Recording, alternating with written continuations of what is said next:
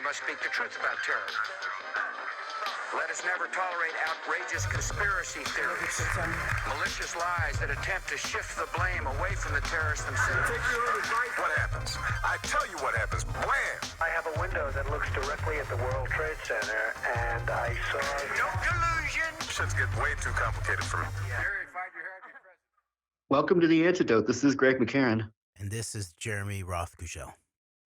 All right, so we're going to dip our toes back into the conversation, the events that everybody, I think, is talking about, as far as the, figuratively, but also literally. Everybody, I think, has a take on the drama and the situation with Ye and Nick Fuentes and Alex Jones and I Love Hitler. And so we're going to, obviously, this has been a theme that we have consistently discussed, themes around this and surrounding this topic from a bigger standpoint for pretty much since we started The Antidote. But we're going to dig into more of the specifics surrounding this and what it could mean for the climate that we're headed into, both politically and society-wise in general, and the consequences of these narratives, these weaponized narratives, with the people in place, like obviously Nick Fuentes being in place as along with Ye, the public face of this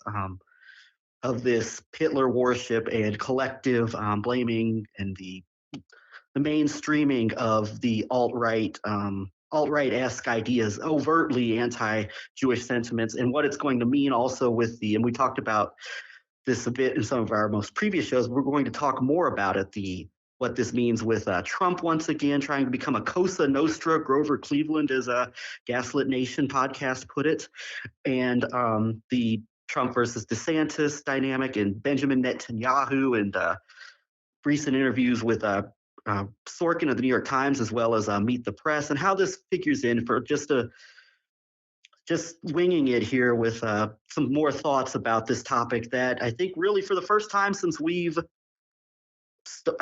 really discussed these things on The Antidote is you might call like a household mainstream conversation in a way it has not been, certainly not to the level it is now, with maybe the most famous person.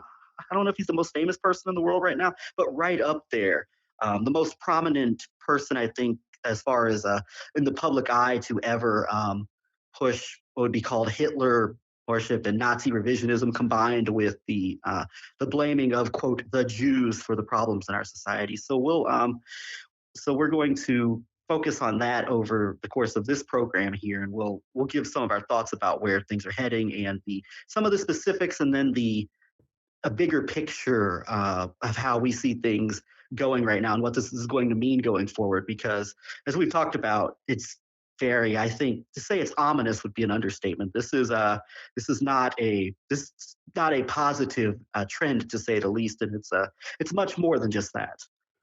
Yeah, it's the escalation of political chaos warfare, and it is the case that there is a strong repetition of certain strains of public conversation. And you're right, Greg, that back then in like the 2015, 2016 era, it was not as mainlined, and it was more rumblings from certain quarters about the nature of this relationship between what was called the Alt Right, the anti-Jewish Alt Right, and then the Alt Lite, the maybe you might call pro-Zionist Alt Lite in many ways, but also anti-Jewish Alt Right to some large extent.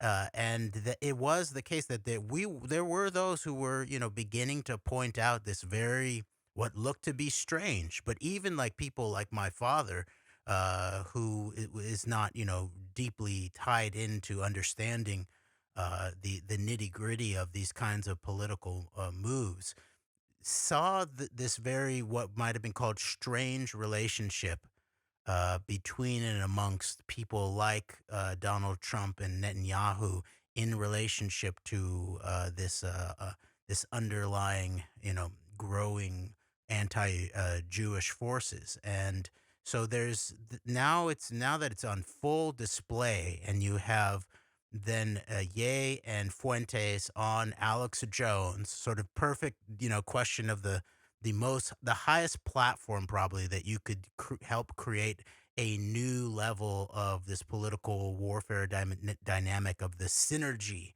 of the political energy of the alt light and the alt right, all 11-9 pro 11-9 attack forces, really, like the whole question of Trump and Putin, as we pointed out, like that this appears to be, this is where people will not go, whether it's Ye or Fuentes or Benjamin Netanyahu. By the way, the Putin, it remains to, and Trump to also appear to be the characters that will are beyond the reproach of a really serious, critical, fact-based word in terms of these whole circles. And so it was very interesting. This we recorded our last episode on the night before this Ye Fuentes on Alex Jones episode, and we were pointing out that there were certain, even just words and phrases that Ye, who's supposedly on some kind of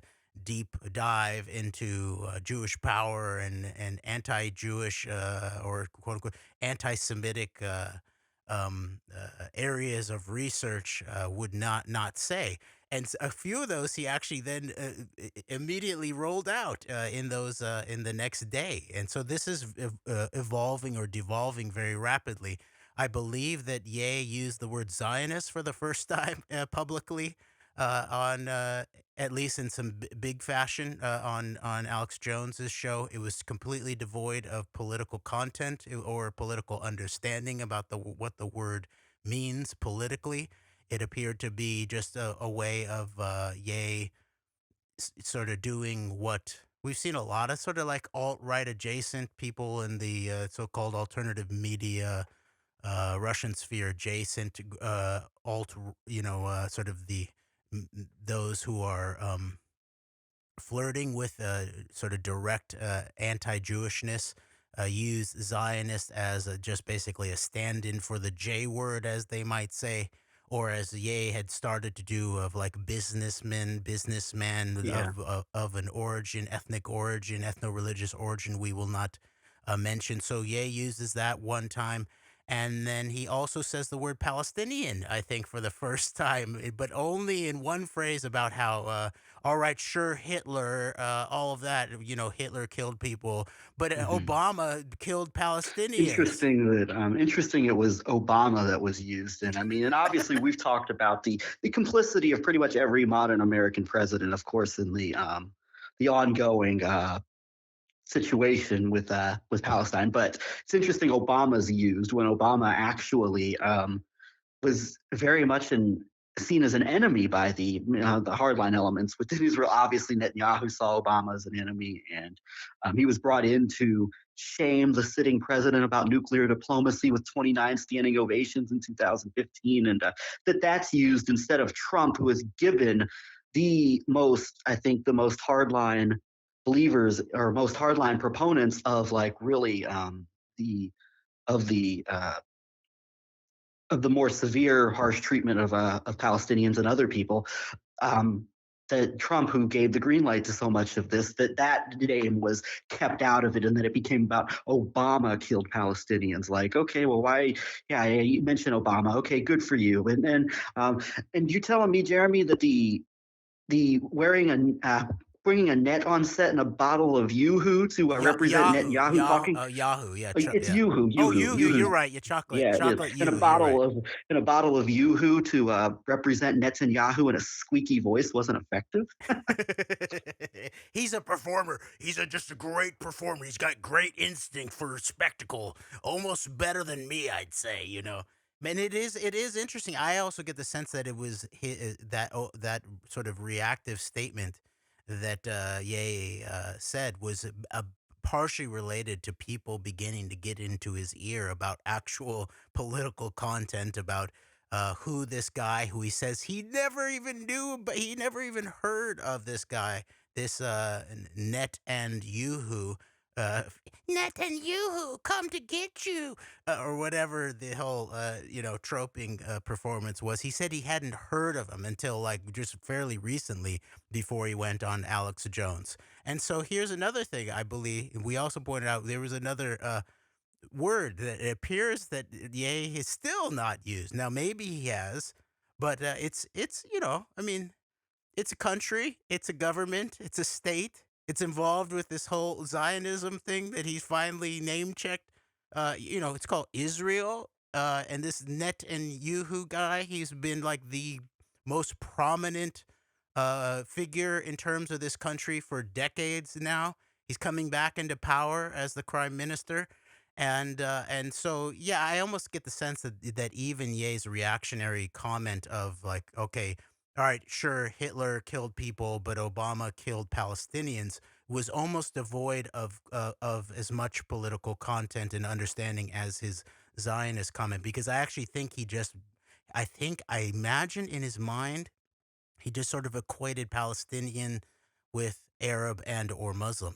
That's what I think. That's the only Mm. thing I can think of, because if you actually, this is one of the things that the actual pro-Palestinian, journalists and analysts and movement in the United States noticed. One of the first things Donald Trump did was remove U.S. funding for UNRWA in terms of supporting the Palestinians, which had been Mhm. maintained and I believe increased under Obama. And I'm not aware of an actual single instance where Obama himself killed a Palestinian, other than supporting the ongoing killing of Palestinians in terms of the quote unquote U.S. special relationship with Israel.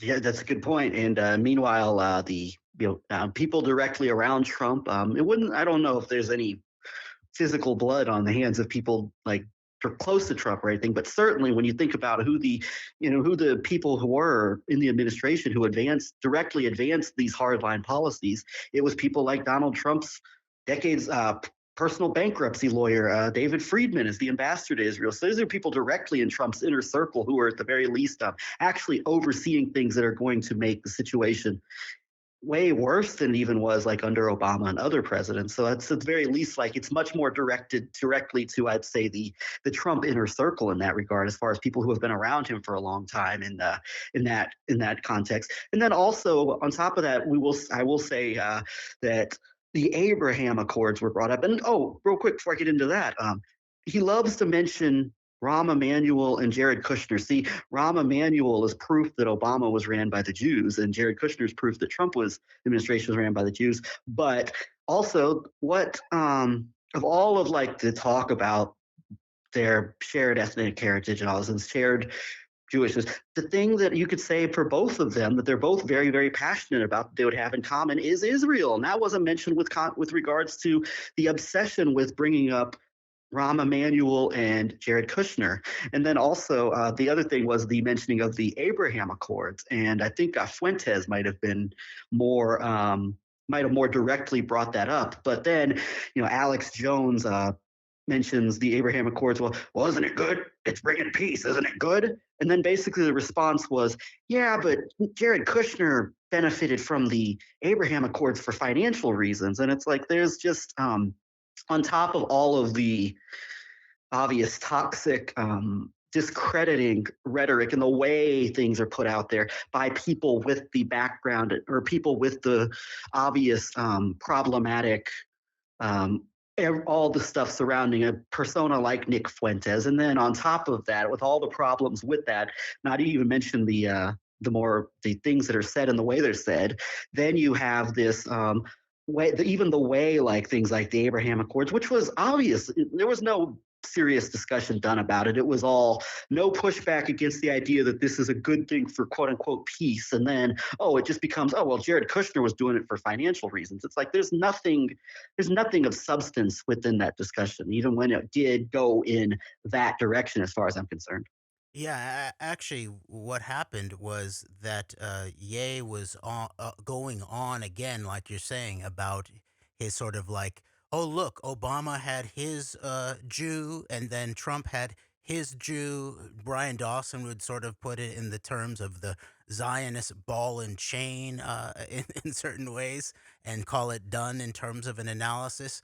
But then what happened was then Ye goes to Fuentes. He sort of like, and Fuentes sort of appears as like whatever this Ye network political warfare dynamic. He appears to be like their howdy doody puppet guy who sort of like goes and then spouts the talking points and stuff like that. And so then finally, you actually get a little bit of historical, political content from Fuentes about what's actually going on with, for example, the Emmanuels, and he goes back to he starts talking about their father and about the brothers' relationship, and then the father being an Irgun terrorist, right? And so that's beginning to develop, and I believe then Alex Jones interjects. This is very interesting because I had a very similar kind of experience calling into Alex Jones in the year probably 2013, 14, something like that, where I began to get in this early, history of proto-Israeli terrorism, and also the targeting of Western and sometimes Jewish targets by Zionist terrorists. And things became very, very weird. I got disconnected. My phone went mute. Alex Jones claimed on air that this is what these people do. They try to make it sound like I'm censoring them. Are you there? Are you there? And all of that kind of stuff. When I brought up Irgun terrorism and I was going to go into Rahm Emanuel's father, and this is during the Obama years, and so Alex Jones does a very similar thing. He immediately interjects very soon into when Fuentes is. This is actually maybe the singular touch point of actual some historical, factual, political content that then begins to take Ye from his sort of the Jews into actually talking about history and facts and power politics. Right, and then what happens? Alex interjects, and then it gets into a realm of where Ye is then responding or reacting to talking about pedophilia and pornography, and basically equating them as in what some people are saying is a Jesus moment of those without sin may cast the first stone kind of scenario. Putting aside, the whole question of the reason for a compromise and Epstein Maxwell, the kind of aspect of the compromise that, for example, are still ongoing, and I would say legitimate and highly credible criticism of Whitney Webb's actual political content on these podcasts that she did, Glenn Beck, the PBD, but now also Aviva Fry, I've noticed too. You sent that to me, Greg. The actual political content of it is missing this crucial question of Epstein Maxwell as intelligence, and not just about financial compromise in terms of the deep state and organized crime, but also in terms of underage sex criminality, which is that is the that is the capstone of really powerful government by compromise. And compromise is audio and video of prominent figures raping children, having sex with underage people, if you want to put it in a less moral way. Okay, so this also was then missing in terms of all of this, of course. So then Ye then sort of follows up with this lumping thing that he does in terms of the Jews, still not doesn't know who Netanyahu is. And he doesn't know who Netanyahu is? That sounds crazy to me, but it might be true. And then lumping in the sort of pornographic culture, which he then sort of ascribes to the Jews, right? That sort of then take it back into alt right culture war terrain, and then doesn't sort of distinguish in terms of that with pedophilia, but specifically pedophilia on tape, right? Epstein Maxwell type compromise, right? And that's where you could then get some more factual tie-ins to this entity that he appears still not to know anything about, that calls itself the Jewish state. that has people like Ehud Barak, former prime minister, former head of the military, former head of military intelligence, as a very crucial Epstein partner, or who knows, handler.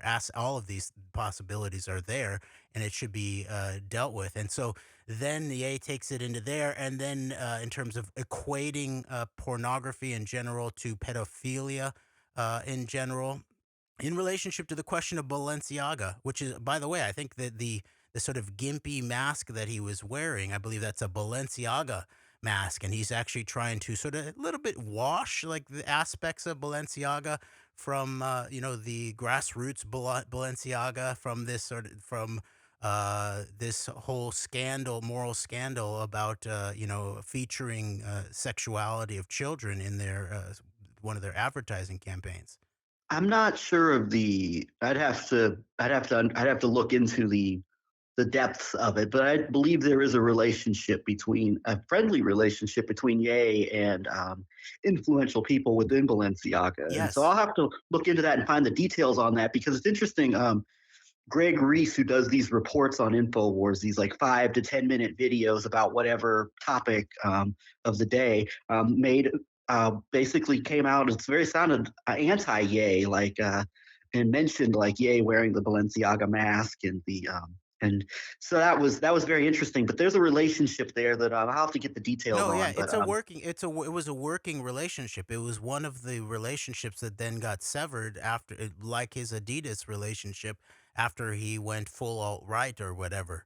And he's specifically talked about a specific person, like a designer type at Balenciaga, that he has a relationship with and is also trying to not break the friendship with.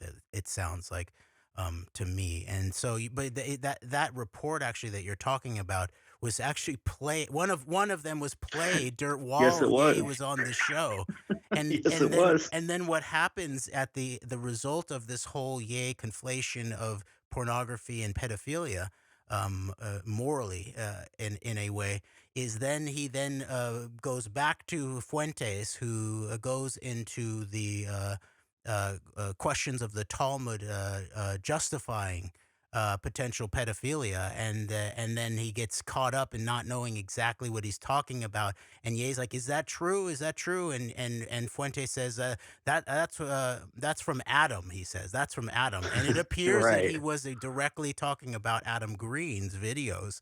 Yeah. And I pointed out that the fact that Fuentes just says Adam. He doesn't say Adam Mhm. Green or that guy that I was, talking about his videos. To me, sounds like that they've been, that Ye has been being fed Adam Green videos, or at least the content of Adam Green videos by very likely his new milieu, his new howdy doody puppet set surrounding him, like Nick Fuentes. And then that becomes like the whole thing there will be Adam Green. It seems will use his whatever influence that he may think he might have to convince them that they're down the wrong trajectory with this religious crusade that they're on, and that Christianity is the creation of the Jewish creation to destroy the long-term plot to destroy European civilization with, and so it's then that becomes a whole nother mess. Oh, and Jeremy, going back to the whole thing with Fuentes and Israel, I had forgotten the Emmanuel conversation. Also, what was brought up was Fuentes just threw out there with no follow-up or context, Israel killed the Kennedy brothers. Oh, right, right. That he did. That was like in the middle of everything. No factuality. Maybe there was some reference to the nuclear program actually. So it's obvious that like Fuentes knows this whole area. A lot of people pointed out, similar to sort of like an E. Michael Jones. Is Nick Fuentes is the next generation of E. Michael Jones?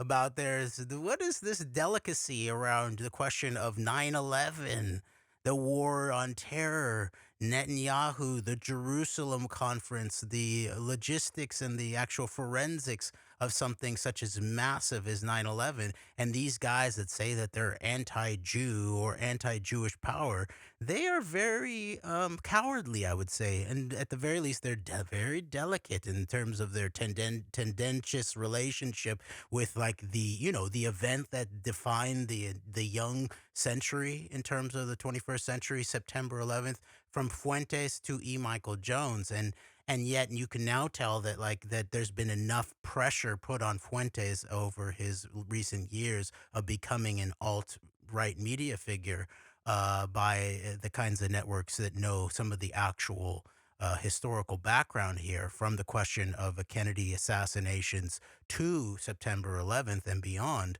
that he knows some of the quote unquote literature around it. So you're right. I've forgotten that, Greg. He did throw in those elements too.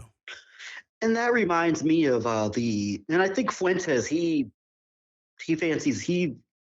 does not consider himself part of the alt right. Like, he doesn't consider him, or at least publicly does not, he professes, I don't think, to be a part of that. And it's interesting.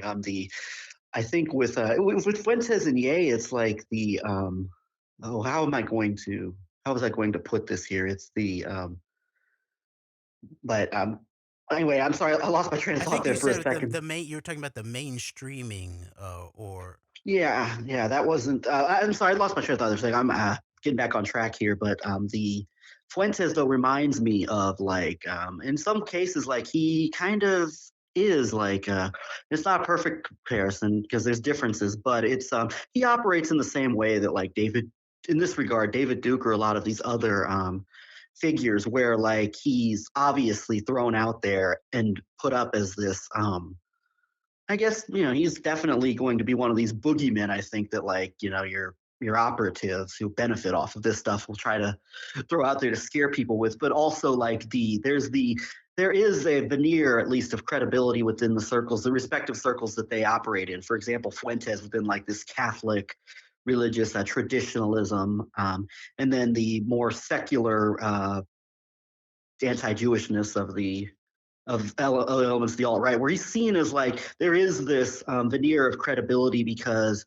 he can throw names out there and throw out historical references out there pretty well, but then it just all becomes lost in I think the other details of the things, and also it becomes toxic. I think there's a toxicity around discussing these topics in public because if oh, Israel and Kennedy. Oh, where'd you hear that from? Nick Fuentes, David Duke, who'd you hear that from? And so that's, and I do apologize for losing my train of thought there for a second, but there is this veneer of credibility. And so as you said, like this howdy doody, who will actually throw actual names and dates to an extent out there, knows the talking points, and he knows, and there's a good amount of, I would venture to guess, there's a good amount of the actual history he does know, but then it becomes super obviously washed and toxic, and then it's also not discussed in the proper framework or context that it needs to be discussed in, i.e. Trump is still our guy, even though I know all of this history and the consequences of like the actual policies of Trump. And so it's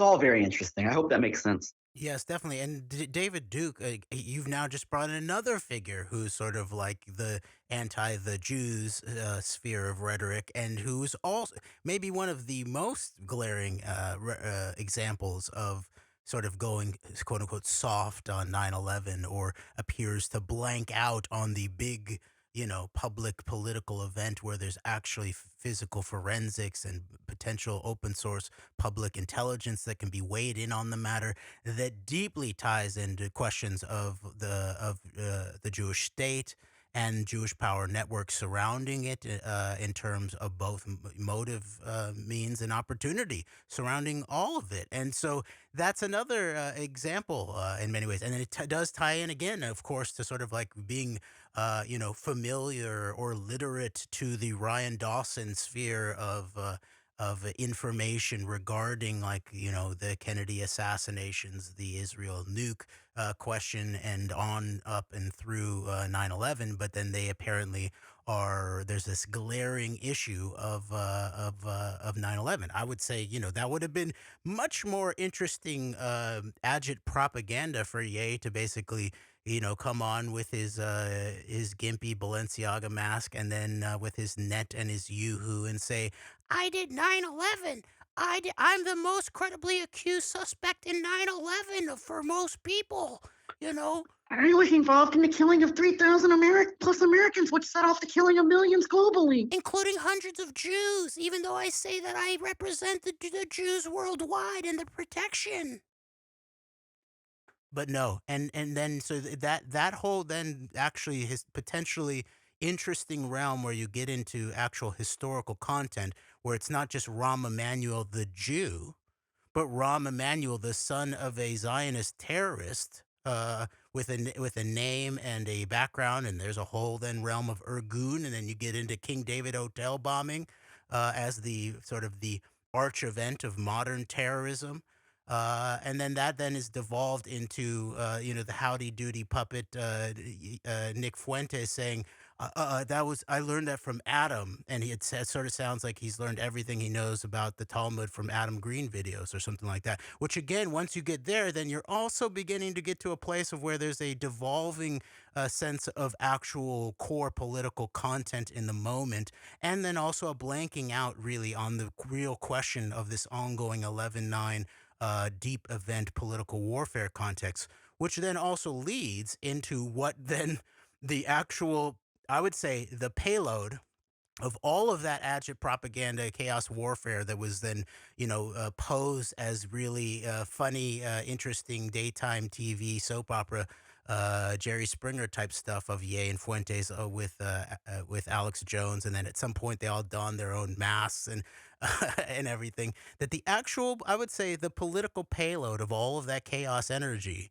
was when Ye and Fuentes said Putin. That's our guy. That I love Putin. So basically, it all comes out to there's three people that they love. They're not down with Net and Yoo-hoo because Ye just a couple weeks ago heard he's a killer. But they are down with Trump, Hitler, and Putin. That's sort of the political content of the actual political payload, I would say, with the obvious crucial aspect of the political payload being Trump and Putin. The alt right dream team of trio of modern history, and obviously you've got the Trump, who still people will not. There's not a willingness to deal with critically. I think for many reasons, obvious reasons, and as far as within this realm of the idea of, well, Jared Kushner had all this influence, but we love Trump, and then um, and then obviously Hitler and Stalin, who are obviously Hitler you think of is Hitler is the name, like that is we talked about like these names that are thrown out there kind of to scare people with. I think Hitler is the name, like is the go-to to this day as far as like and that's a problem I had was like the obsession with the name Hitler, like it's the name. And I think that there was a disservice done with I think there's a disservice done with the obsession of the name Hitler, like all the headlines. Oh, Kanye West. Oh, Ye says Hitler was good. I like Hitler, and it's like it. And I think that I think there's a counterproductivity to creating like this, all of this around a name, and I think that does a big disservice to the conversations need to be had, because then people are going to see that and they're going to say, well, what I can't. It'll almost be like a welcome to encourage people to like go into these toxic weaponized types of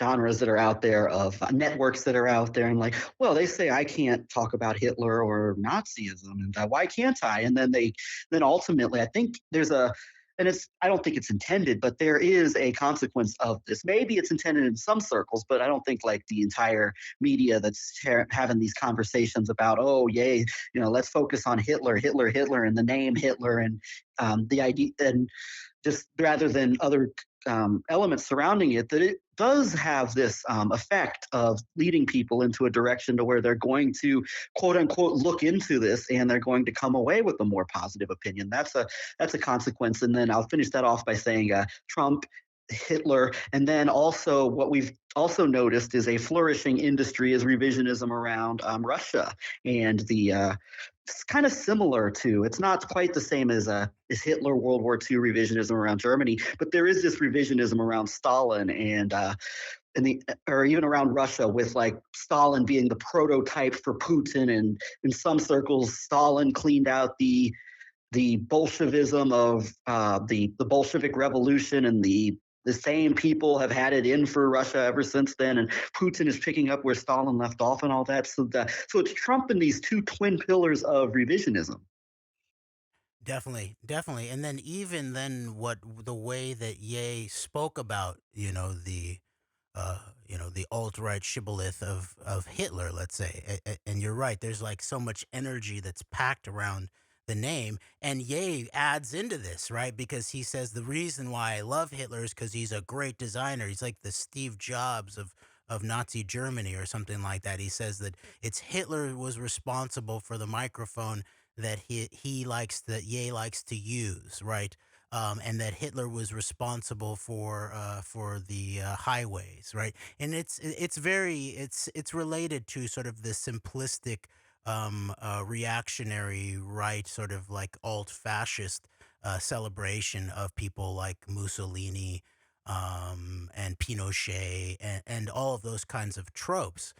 When what you're actually talking about, what Ye was actually talking about in terms of engineering, let's say, is the prowess of German engineering, or let's say Italian production, Italian engineering, or something like that. And then he pins it on the great leader because that's the way he narcissistically sees himself.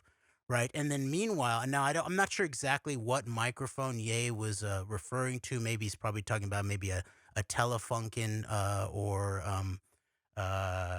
one of these like German origin microphones, which are some of the best in terms of like real intimate vocal production. But again, that's not Hitler. That's German engineering. That's what you would say to that. There's a whole history there, including the nature of the language. The German language is very conducive to engineering concepts and all of that whole background that then Ye puts on the Superman Hitler in his terms, because he then sort of sees himself as the Steve Jobs, as a Walt Disney, as a Adolf Hitler type, as a great man, a great leader, a great designer for his quote unquote people. Which, by the way, like, going back to this, the way that the first time that we've seen him actually say the word Palestinians, that's the group that the Jewish state has been long oppressing and killing and trying to ethnically cleanse and form the Jewish state on their ongoing backs. That the first time it looks like that Ye actually brings up their name, their national name, let's say, the Palestinians, he says Obama killed the Palestinians. Now there's some interesting political content there that could have been gone into, right?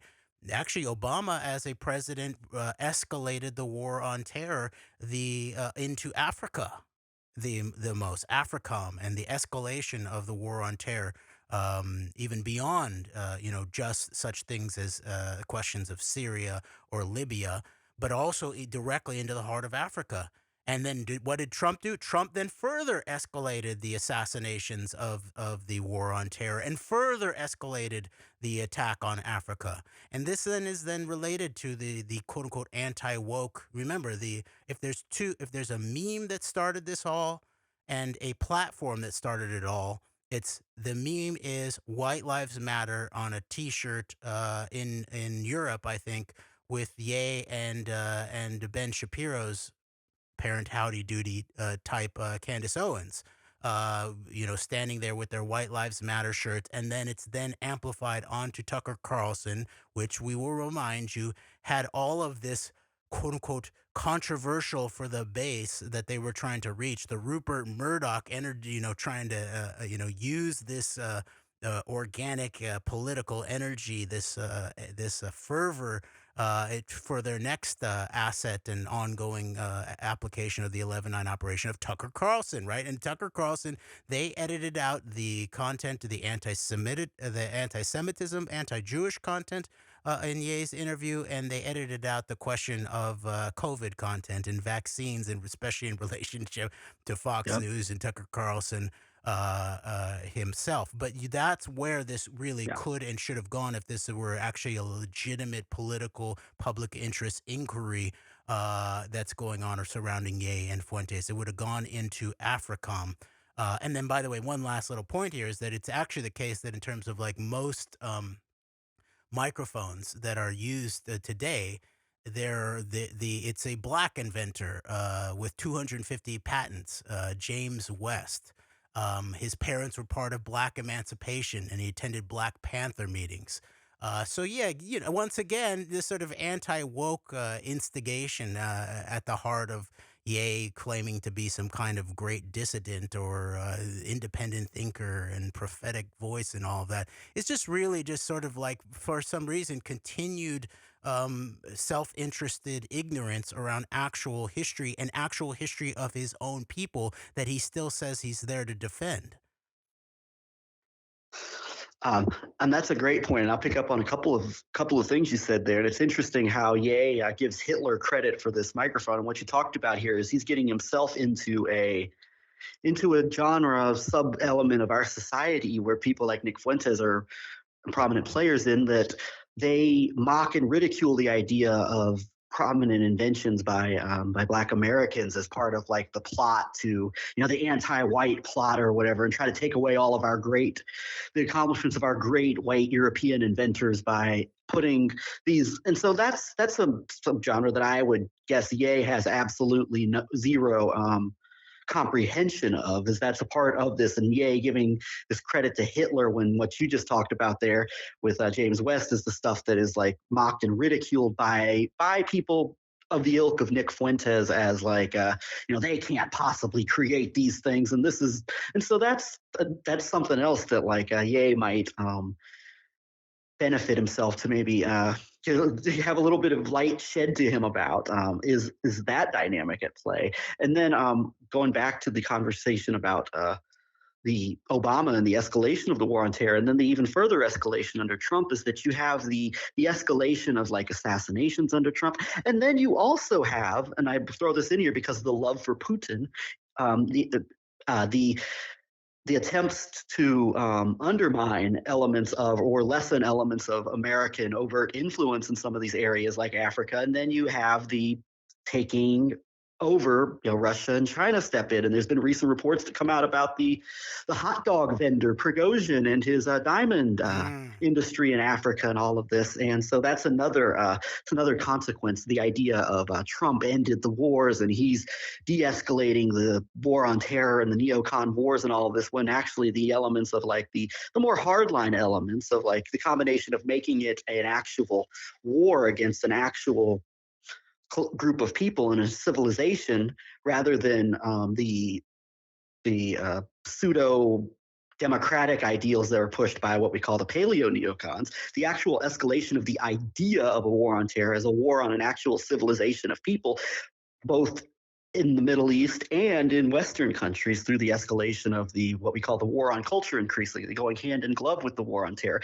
But then also stepping out, so to speak, ending, quote unquote, ending the wars and ending, scaling back on U.S. influence globally, is just allowing these other players who they think are awesome, like Putin and his people, to step in and bring their own brand of ruthless war of terror and to the people of Africa in some of these reports. But of course, what do we know? I mean, this is just a hot dog vendor who catered for Vladimir Putin one time.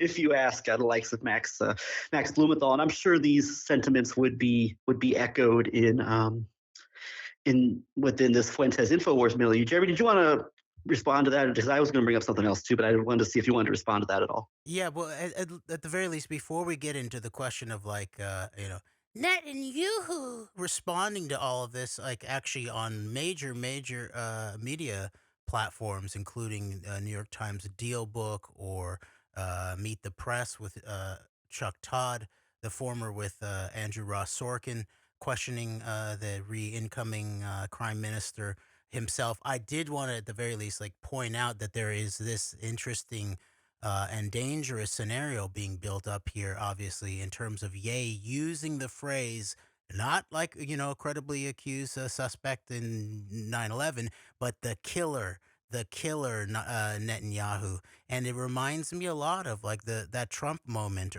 in terms of the question on Putin.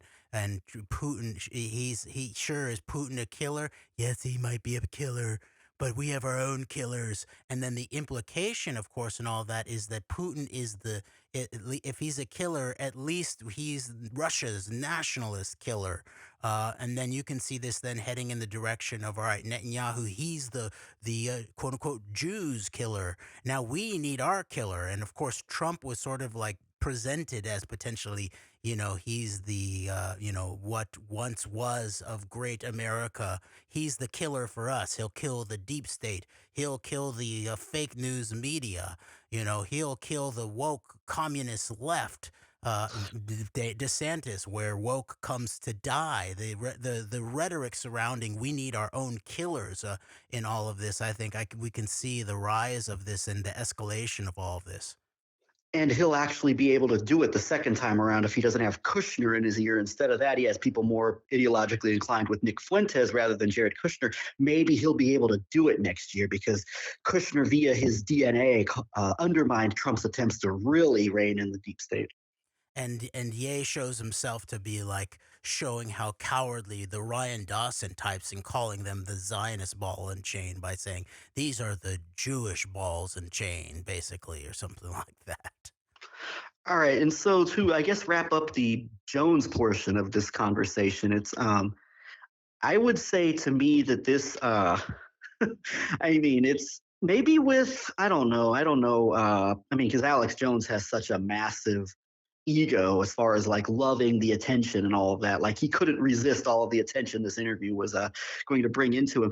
But also, I think a couple of consequences here is that one, I mean, Jones, it looks like is going to be. This is his way of. This is the 2024 version of being positioned as a major player in terms of the propaganda network surrounding the election. Whereas in 2016, Alex Jones brought in the what you might call the truther audience, the conspiracy inclined, the quote unquote patriot or actually Bircher audience, a combination of the patriot audience and the and how that overlaps with the overlapping of like of that patriot audience, quote unquote, with the conspiratorial truth movement, basically brought them in. The Birchers and the Truthers, yeah. There you go. That's a good way to put it. And there's a ton of daylight there. I mean, but you get what I mean. But bringing them in, and now this time, I guess Jones is going to set himself up with Ye as like a major player in at least the conversation surrounding the narratives that are going to be framed in this upcoming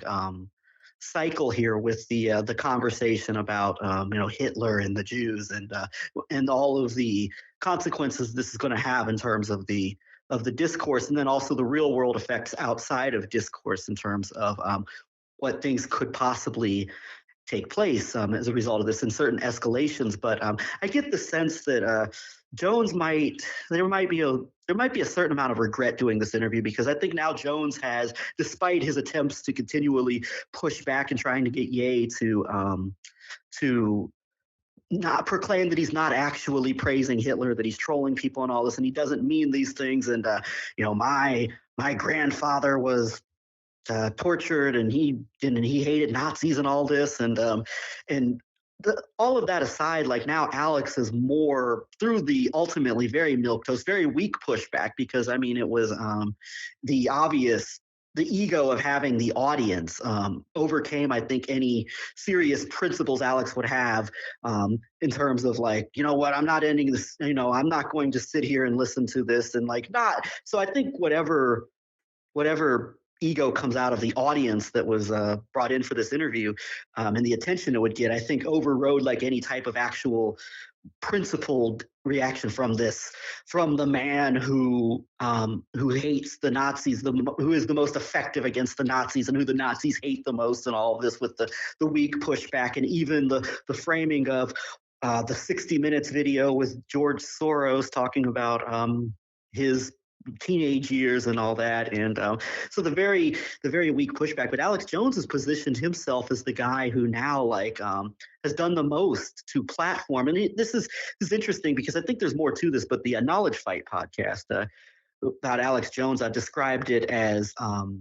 Alex Jones can usually control the discourse because of like the type of people that are on. Like a Fuentes won't overtly praise like Nazis or anything like that, but a guy like Ye just didn't care, and he didn't care how it came off sounding. So that created a problem with now Jones is not dealing with just one of these garden variety grifters who will water down and tone down their actual beliefs or actual professed beliefs for the sake of an interview within the sanitized InfoWars sphere. So I mean it's interesting, but either way, I mean Jones through his cowardness and his desire for attention and I mean he's just once again, I mean he's setting himself up to be one of the biggest platforms for the weaponizing of the narratives coming up in this election. And so I got that from Jones. Just it was really the quote unquote pushback was really pathetic. And that brings me into the response, which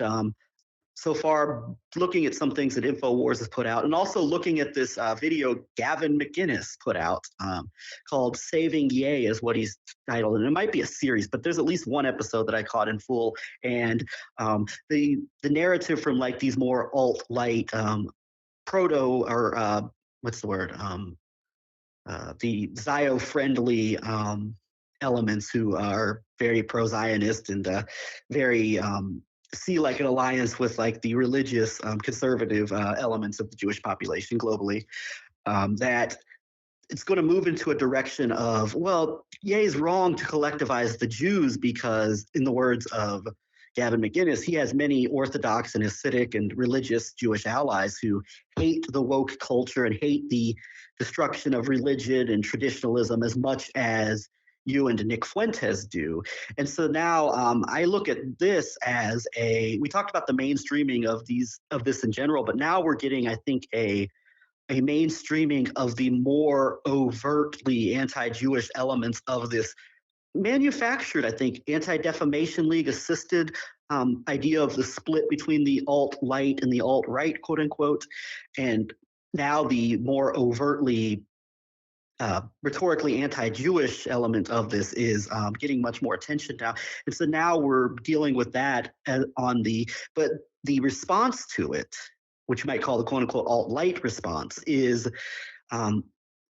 what has been going on, I think, within these Zionist, right-wing Zionist communities for years now, which is the unholy alliance was kind of created around Trump and MAGA with these overtly rhetorically anti-Jewish types who will say like all the Jews are the problem collectively, and meanwhile now we're seeing the defense of the quote unquote pushback against Ye from these types of people is that, well, no, it's not the Jews, it's the liberal cosmopolitan Jews that are not religious, that do not have a sense of values around life and around preserving nationalism and all of this.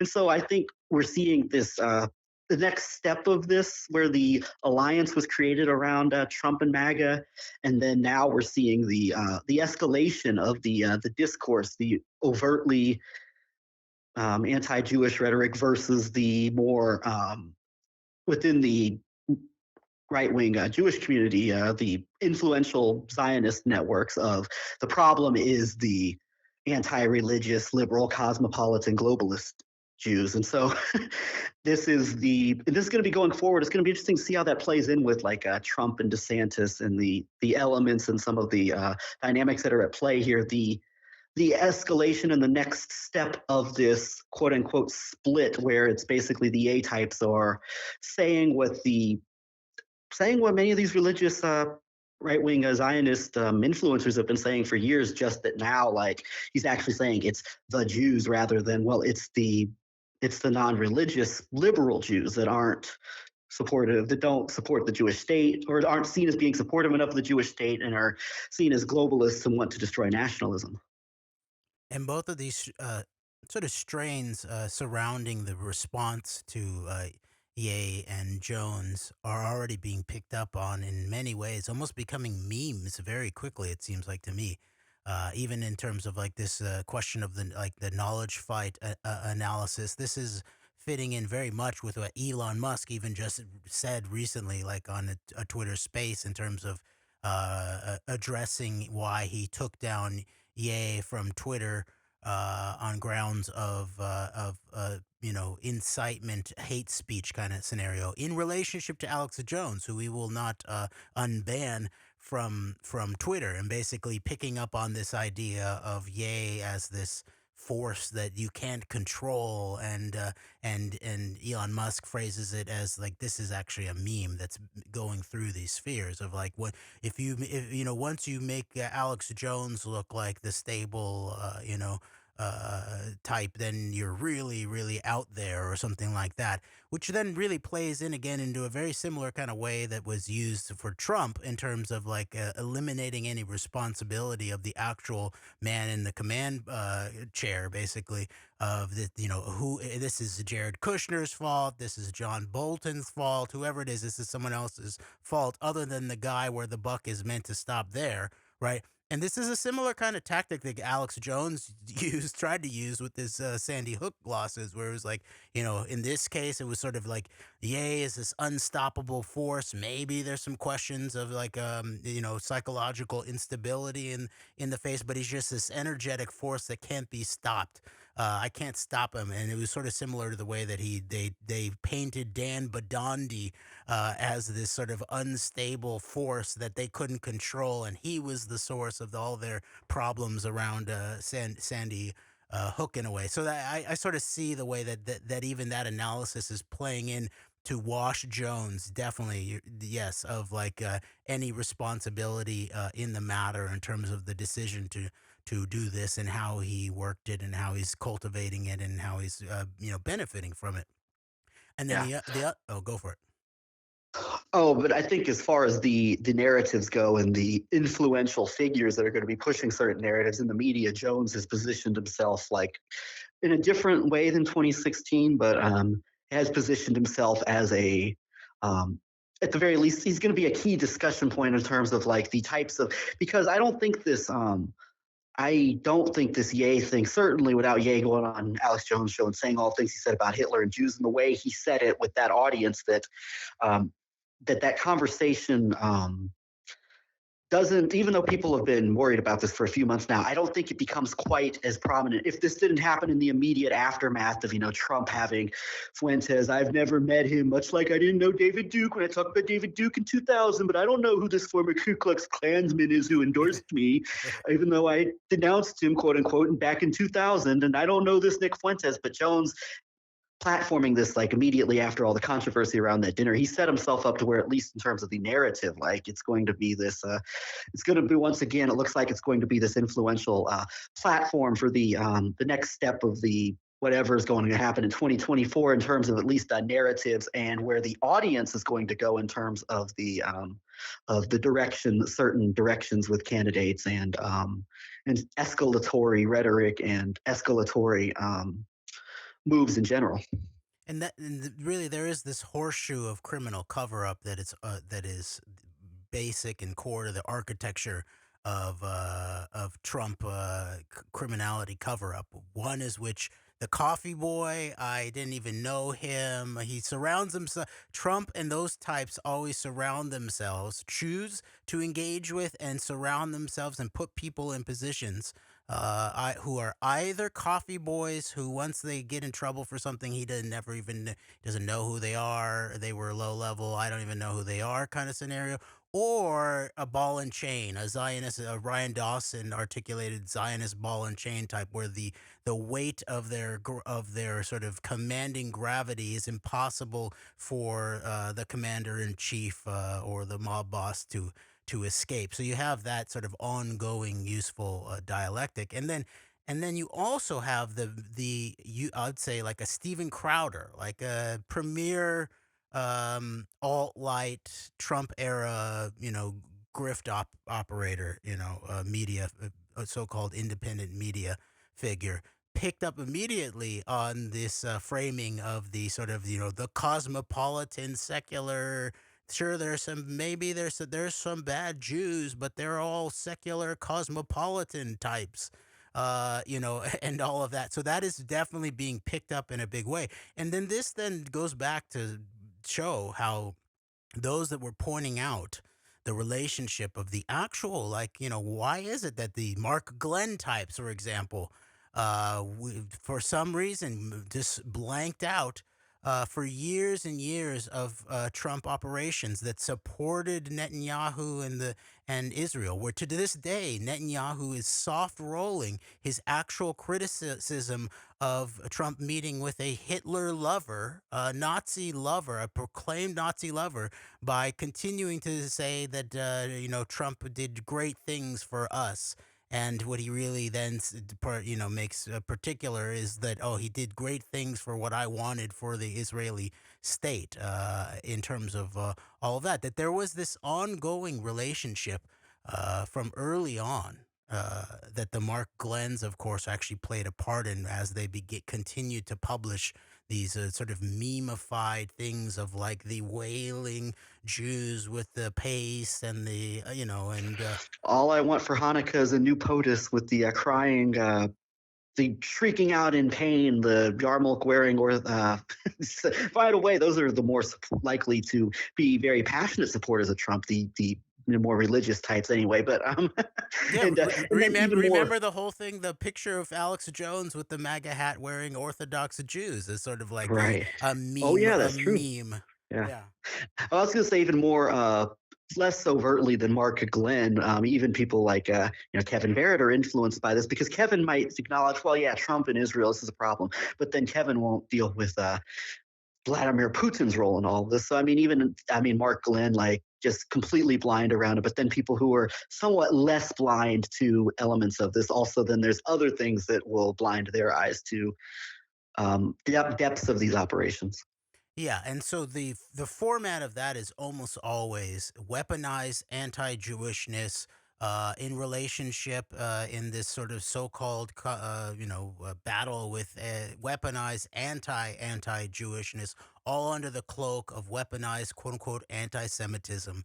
And that was sort of played out very directly and fairly openly with the Trump operation, and many people tried to deny it and not want to figure out the basic logical aspects of dialectical pincher moves or strategies of tension. All of this has to do with two allegedly opposing sides actually serving an unspoken third interest in some way. So whenever you get these kinds of I would say weaponized pincher move dialectics, what ultimately is the power that is serviced here? The Netanyahu types, the Putin types, the Trump types, political power, and very often there's a very strong Zionist power confluence in relationship to all of this. Right, and I'll just keep going back. That would have been the most interesting aspect of historical, if this were a serious scenario, if Nick Fuentes were not just a howdy doody puppet, and Ye were actually, of real serious, good intellect and good heart. It would have been, okay, who is this Netanyahu guy? Oh, he's part of the ongoing legacy of people like the Emmanuel's father, the Irgun, who helped birth the modern era of terrorism, which Menachem Begin, another prime minister of Israel, said he was he felt insulted by a reporter who asked him about how it felt to be the father of terrorism in the Middle East, and Menachem Begin bellows, of the Middle East and the whole world.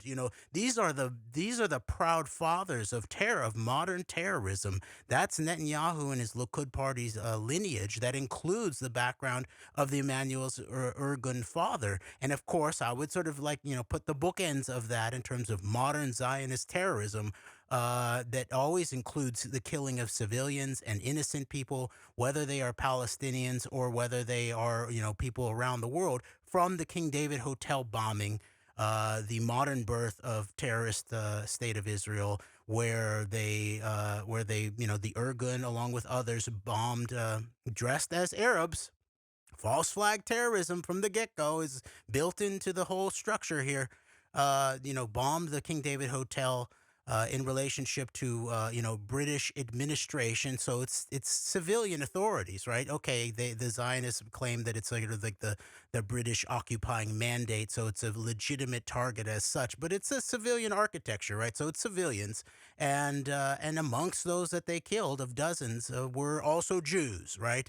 I would then bookend that with then the event of that defines the ongoing 21st century as we know it still to this day, of the credibly accused incoming Prime Minister Netanyahu in terms of September 11th. It was good for Israel.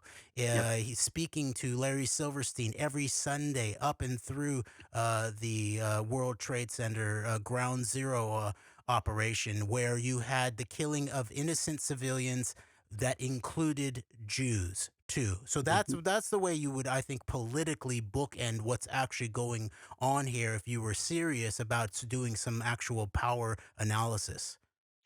And that reminds me of who's Trump always compared to with regards to being the best president for Israel? Truman. And that brings me back to that fateful night, what we discovered on that fateful night when at the Kansas City Public Library, when you were forcibly arrested, Jeremy, was that Truman's daughter Margaret had publicly said that her father had received mail bombs and other threats from was it the Stern Gang? The Stern Gang, aka Lehi, yes. The Yes, and ones, so by the way, that tried to make direct alliances with both Hitler and Stalin. right. Interesting. And then that brings me back to in Daily Beast article about Kim Philby that the Soviet or the archives, the KGB archives about the relationships with the Zionist gangs is actively still not known, and the Putin government in Russia is not making those archives publicly known. So that's all very important interesting. point. And actually, I'll just touch on it that this is an angle and an area of inquiry that we will continue to come back to in terms of this real serious question of Kim Philby's Zionist allegiances, in addition to being one of the most high level in the entirety of the Western world, caught Soviet spies. Before that, he was known to have been a Zionist mole in the British government, and it looks as if he had an operational role in the counterintelligence part or the disinformation part of the actual military terrorist bombing of King David Hotel, where he he did a red herring in relationship internally to the British bureaucracy that looks like it set them up to be successfully bombed. And then you, of course, then have to tie that into who is Kim Philby's best friend over many, many years in both a personal way, but also in an operational, institutional way. James Jesus Angleton, who's not only the head of U.S. counterintelligence for many, many years, but is also the establisher, really, of the Israel desk at the CIA, and then the questions of Israel and the Soviet Union, and which this has begun to come up too, in terms of like, all right, sure, Truman was the first to de facto recognize Israel, but who was the first to actually de jure, meaning like actually in terms of law, rather than just sort of like, okay, you guys say you exist, I recognize you as Truman. He was the first there. The first de jure recognition of Israel was Soviet Russia and Stalin. Yep, very true. And here, as we begin to wrap up here, make my final point. Just the general picture of like this upcoming cycle we're in, because as we've talked about on a couple of our most previous shows, that we now see the consequences of Trump actually being president, and we saw the and now Trump is running again with people, even people who backed him, wanting to get away from him. It seems like because they see the problems, the obvious problems with it, and just how much things have escalated. And maybe want to move on to somebody like a Ron DeSantis. But we're now in a position to where I believe that as as ridiculous as the 2016 and 2020 cycles were, I think we're headed for, and this whole Ye Nick Fuentes circus and everything surrounding it is just one example of this. I think we're headed for some. If we thought that the last campaigns of Trump were something, like I get the feeling that there's a good possibility we haven't seen anything yet in that regard. And this might be, as much as we said 2016 and 2020 were like what we've never seen before, I think 2024 is shaping up to be something that we haven't seen before in terms of even obviously we're in a time where with escalated tensions, the fruits, so to speak, the bad fruits of the Trump operation have come to fruition in many ways. And now even and I'll just say this real quick. We had talked about the never Trumpers were the people who wanted to like stop the MAGA and the combination of like I think the more hardline war on terror and war on culture proponents from like completely taken over in the foreign networks and the geopolitical multinational networks that helped install Trump in 2016 tried to, at some level, however weakly, tried to actually stop that. But now we've got where it looks like the opposition that could very much gather around Ron DeSantis are going to be veterans of MAGA who I still think are, even if they're having buyer's remorse about Trump, still subscribe to these varying ideas and policies and all the things that came with Trump that got him installed in the first place. So now that's why I keep going back to Florida's where woke goes to die, and the referencing of the West Bank by its biblical name, Judea and Samaria by Ron DeSantis, and the hardliners officially taking power in Israel with Netanyahu once again as the crime minister, as you put it, and so I think we're heading for things that we haven't seen before. Whereas now you're going to have Trump, and then you're going to have what Trump, in many ways, maybe Trump used to be the first time around. Not a perfect comparison because there are differences, but as far as like, I think maybe the idea of MAGA and what it represented and the network surrounding it that got behind Trump the first time before basically pre-consequences of a Trump presidency are going to be maybe what this DeSantis will be like. And then you're going to have the paleo neocon, maybe Liz Cheney types. And also throw it in there, you could throw in people like John Bolton who have promised to run if the other candidates don't denounce Trump enough, obviously Mike Pence. And so that's I think we're entering into uncharted waters. There's a lot of uncertainties. And one thing I've learned is that we can, I think we can see certain trends coming as far as bigger overall trends, and we can forecast certain things as being inevitable. But anyone who says that they know what is going to happen, basically they can predict the future, is lying to you. Because I mean, who thought we would live in a timeline just, I don't know, 15 years ago where Donald Trump would be the ex-president who oversaw an attempted coup against the government, and the former Kanye West would be the world's #1 promoter of Adolf Hitler. I mean, we've lived in an insane timeline for a long time now, and that timeline's only going to get more insane. I think there's some uncharted waters coming in terms of our political and societal trajectory coming up here into 2024.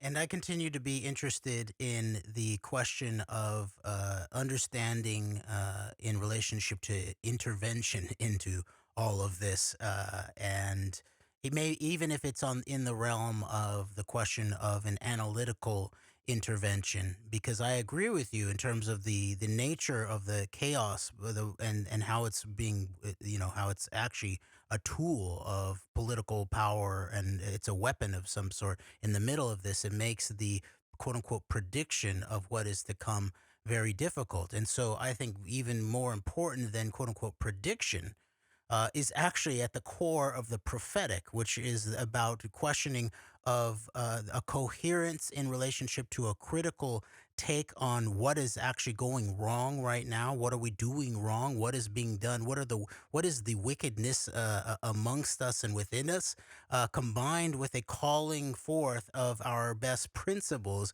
in relationship to meeting means with ends, and rather than quote unquote balancing our values with our interests, as Netanyahu proclaims over and over in relationship to his book. No, how do we create, let's say, policy? That would be the way to actually articulate it. Policy based on our principles, right? And so maybe what we should do is an immediate, direct follow up to this conversation, Greg. Actually, focus on the political and geopolitical implications of this moment and of what we've discussed this time.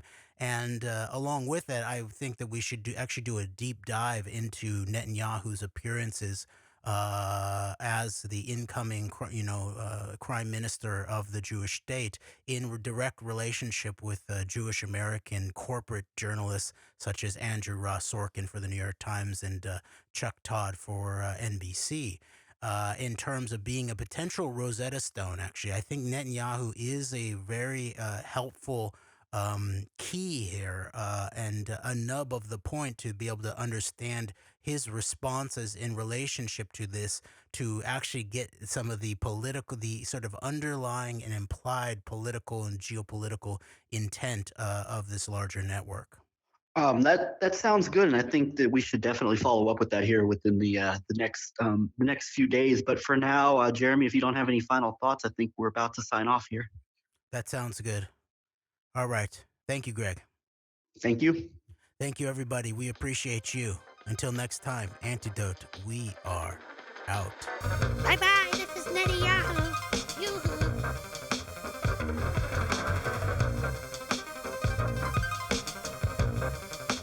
Yoo-hoo.